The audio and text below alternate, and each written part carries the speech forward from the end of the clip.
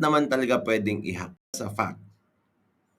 There is no such thing as a secure machine.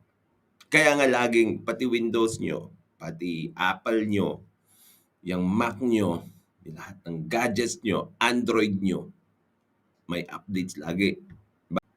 Kasi nga, merong mga nahahanap na vulnerabilities. Pero, ang kailangan mong gawin ay to apply security measures.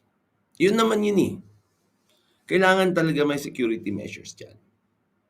Like for example, i-explain ko rin sa inyo yung kasi nagkaroon ng parang briefing seminar yung COMELEC Baguio. Shout out kay Attorney JP kahapon. Tapos yun din yung isa sa mga inattendan namin kaya kami umakyat dito sa Baguio. Tinanong ko sa kanya ito. Okay? Siya yung si Attorney JP Martin. Siya yung election officer ng Baguio City. So shout out sa iyo. Nagbibigay siya ngayon ng mga the COMELEC in general, okay?